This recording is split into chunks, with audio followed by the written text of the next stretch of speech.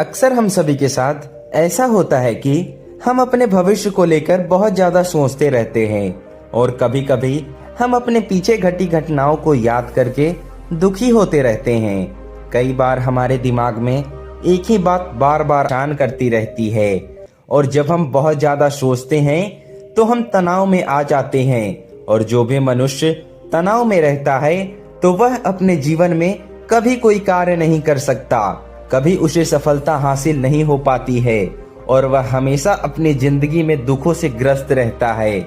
जब हम ज्यादा सोचते हैं तो हमारा बहुत सारा समय तो सोचने में ही बर्बाद हो जाता है और कार्य करने के लिए भी हमारे पास समय नहीं बचता। अगर हमारे पास समय नहीं रहेगा, समय नहीं बचेगा तो फिर भला हम कैसे काम करेंगे। ज्यादा सोचना मात्र नहीं है, यह बहुत बड़ी बीमारी है। यह आपको अंदर से कमजोर बनाती है और अक्सर लोग किसी बीमारी से ग्रस्त हैं। आज मैं आपको इस कहानी के माध्यम से यह बताऊंगा कि सोचने वाले लोगों के साथ अक्सर होता क्या है और ज्यादा सोचने से हम अपने आप को कैसे बचा सकते हैं। इससे पहले कि आप इस कहानी में खो जाएं, हमारे चैनल को सब्सक्राइब कर लीजिए। एक बार की बात है, एक नगर में एक युवक रहता था। उस युवक का नाम रामलाल था। रामलाल अपने जीवन में बहुत बड़ा करना चाहता था पर वह कुछ भी नहीं कर पा रहा था। वह अपने काम को लेकर बड़े बड़े सपने देखता रहता कि वह करेगा, ना जाने क्या क्या सोचता रहता। वो इतना ज्यादा सोचता था कि उसका सोचने में ही पूरा दिन निकल जाता था। जब वह पूरा दिन निकाल लेता तो फिर वह सोचता कि चलो कल इस कार्य को करते हैं और फिर वह सोने के लिए चला जाता। लेकिन जब वह सोता तभी वह वही सोचता कि कल सुबह उठकर क्या करूंगा। ऐसे में वह देर रात तक कल के बारे में सोचता रहता और जब रामलाल उठता तो वह अपने आप को कमजोर महसूस करता। उसे लगता कि मानो वो रात भर सोया ही नहीं और फिर पूरे दिन वह उदास और दुखी रहता क्योंकि थकान के कारण उसे आलस आता और उससे कोई भी कार्य ठीक ढंग से नहीं हो पाता, जिसके कारण वह बहुत ही दुखी रहता और फिर से सोचने लगता कि अब मैं ये कार्य जरूर करूंगा और अगर मैंने ये कार्य नहीं किया तो मैं बड़ा आदमी कैसे बनूंगा। वह सिर्फ सोचते रहता था कि आज का दिन मेरा ऐसे ही निकल जाएगा, जबकि वह काम कुछ करता नहीं था। वह सपने तो बड़े बड़े देखता, दिन भर उन सपनों के लिए योजनाएं भी बनाता पर कभी भी उन योजनाओं पर काम नहीं करता। ज्यादातर समय वह अपना सोचने में ही बिता देता था और जब भी वह कोई कार्य शुरू करता तो शुरू करने से पहले ही उसके परिणामों के बारे में देखकर घबरा जाता और सोचने लगता कि अगर ये कार्य मेरा पूरा नहीं हुआ तो मुझे नुकसान हो जाएगा, तो फिर मैं क्या करूंगा। यह सोचकर वह कार्य करने से पहले ही हार मान लेता और जब रामलाल कोई कार्य करता और अगर उसमें उसको असफलता मिल जाती तो जब वह अगली बार उस काम को फिर से करता तो यह सोचने लगता कि अगर इस बार भी मैं असफल हो गया तो लोग मेरा मजाक उड़ाएंगे, मेरे से कहेंगे कि मैं कुछ बड़ा नहीं कर सकता। यह सब सोच कर वो परेशान और दुखी होता रहता।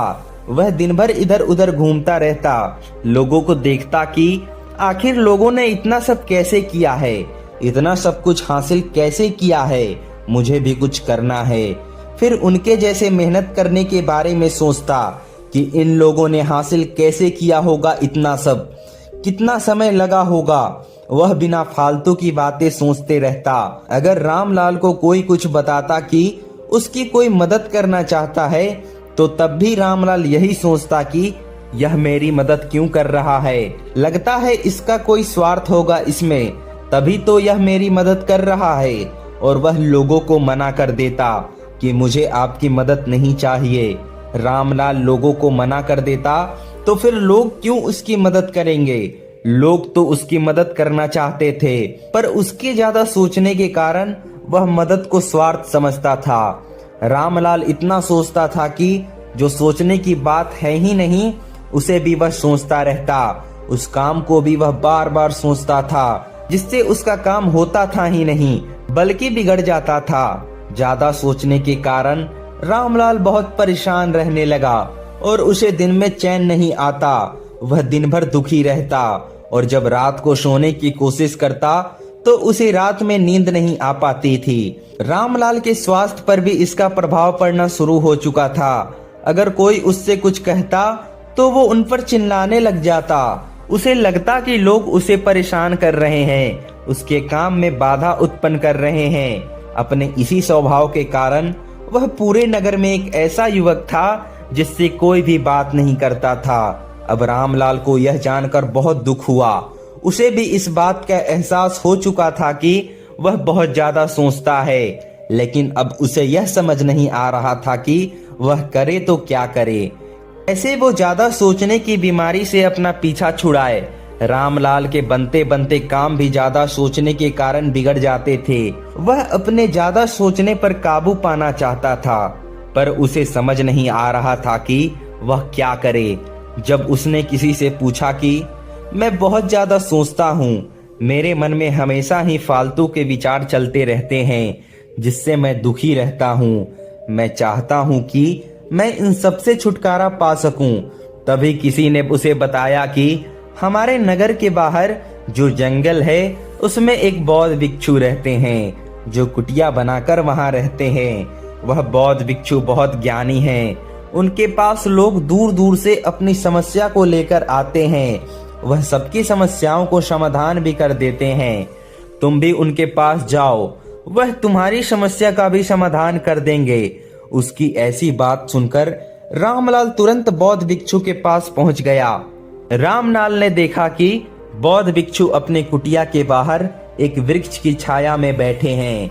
रामलाल बौद्ध भिक्षु के पास गया और उनको प्रणाम किया।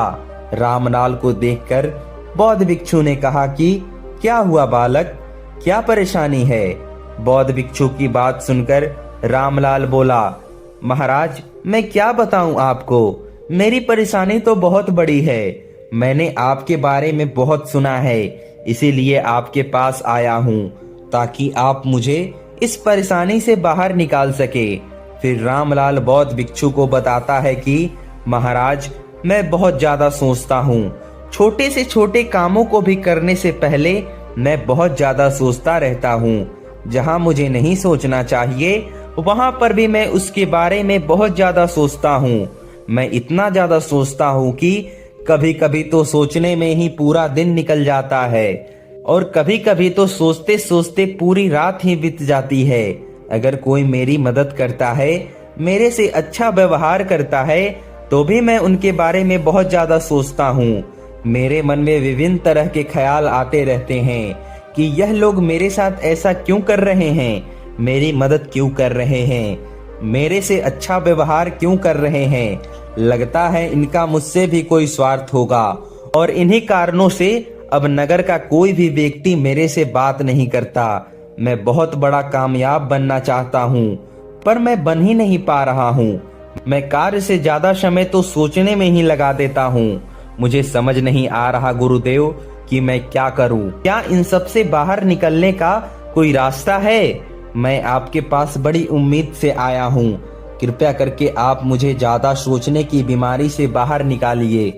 रामलाल की पूरी बातें बौद्ध भिक्षु बड़े ध्यान से सुनते हैं और फिर रामलाल से कहते हैं कि सोचना कोई बुरी बात नहीं है, पर हद से ज्यादा सोचना यह बहुत बुरी बात है और तुम तो बहुत ही ज्यादा सोचते हो और यही कारण है कि तुम बहुत ज्यादा दुखी रहते हो और परेशान रहते हो। मैं तुम्हें इस ज्यादा सोचने वाली बीमारी से बाहर तो निकाल दूंगा, पर उसके लिए तुम्हें मेरी यह 5 बातें माननी होगी।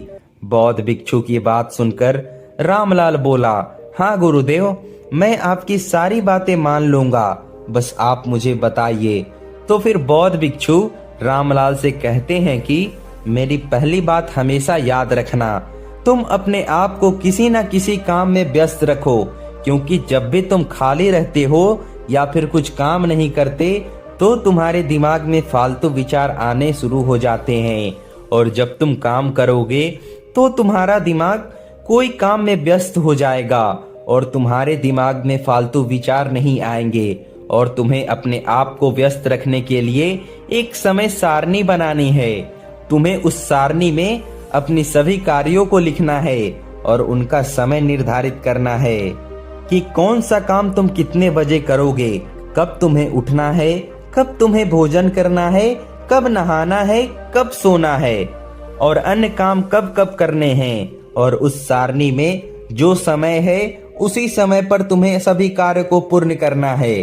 कुछ दिनों तक तो तुम्हें दिक्कत आएगी, लेकिन धीरे धीरे तुम यह सब करने लग जाओगे। तुम्हें अपने जीवन में एक चुनाव करना है और बस उसी लक्ष्य पर अपना पूरा ध्यान केंद्रित करना है।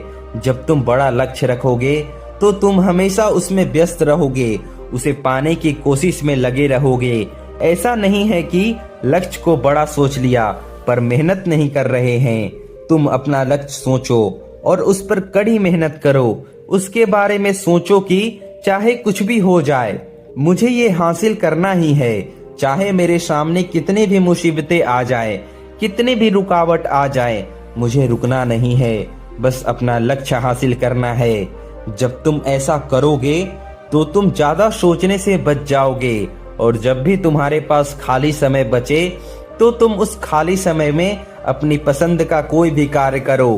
तुम्हें घूमना पसंद है तो तुम घूमने चले जाओ, तुम्हें किसी से बात करना पसंद है तो उससे बात करो, या फिर तुम्हें लिखना पसंद है तो लिखो। और कुछ भी नहीं कर पाओ तो अपने खाली समय में यह करो कि जो तुमने सुबह से लेकर अब तक किया है उसे ही लिख डालो और उसके बाद में जो करने वाले हो उसे भी लिख दो, जिससे तुम फालतू के विचारों से बच जाओगे और तुम्हारा खाली समय भी निकल जाएगा। लेकिन तुम करते क्या हो? लक्ष्य तो बड़े बड़े सोच लेते हो पर उन पर कभी भी मेहनत नहीं करते और ना ही कोई समय निर्धारित करते हो। बस अपने सपनों के लिए अपने लक्ष्य के बारे में सोचते रहते हो और सोचने में ही अपने दिन को निकाल देते हो। कभी उन पर मेहनत नहीं करते और ना ही तुम उन पर सारणी बनाते हो। तुम्हारी इच्छा होती है जब तुम अपना काम करते हो जिससे तुम्हारा कोई भी कार्य समय पर पूरा नहीं हो पाता, बस पूरा समय सोचने में ही निकाल देते हो। फिर बौद्ध भिक्षु रामलाल को दूसरी बात बताते हुए कहते हैं कि तुम अपने आज में जीने की कोशिश करो। तुम हमेशा यह सोचते हो कि आज तुम्हें क्या करना है और फिर आज के काम को आज ही पूरा करो, क्योंकि कल किसने देखा है, क्या पता कल क्या होगा। लेकिन तुम करते क्या हो? आज के काम को आज तो करते ही नहीं और सोचते रहते हो कि कल मुझे यह करना है, वह करना है, और सोचते सोचते आज के दिन के परे काम रह जाते हैं। और अगर तुम्हारा काम रह गया तो फिर तुम्हें उस काम की चिंता होने लगती है कि अरे आज तो मेरा यह काम रह गया, अब इसे कल करूंगा। फिर दूसरे दिन भी तुम्हारा यही रहता है, तुम अगले दिन के बारे में सोचने लग जाते हो और पिछले दिन के बचे काम के बारे में सोचने लग जाते हो, जिससे तुम्हारा कोई भी काम समय पर पूरा नहीं हो पाता। और जब तुम्हारा काम समय पर पूरा नहीं होगा तो तुम्हें तनाव उत्पन्न होगा। रात को काम के तनाव की वजह से ही ठीक से नहीं सो पाओगे और अगर ठीक से सो नहीं पाओगे तो दूसरे दिन भी तुम्हें थकान होगी, नींद नहीं आएगी, आलस्य आएंगे, जिससे फिर से तुम कार्य को ठीक से नहीं कर पाओगे। इसीलिए सदैव अपने आज के कार्य पर ध्यान दो। कल क्या करना है कल पर छोड़ दो, अभी तो बस आज पर ध्यान दो। जब तुम ऐसा करोगे तो तुम अपने आज के कामों में व्यस्त रहोगे, उन्हें पूरा करोगे तो तुम्हें फालतू के सोचने का समय नहीं मिलेगा। इसीलिए तुम्हें अपने आज को जीना चाहिए।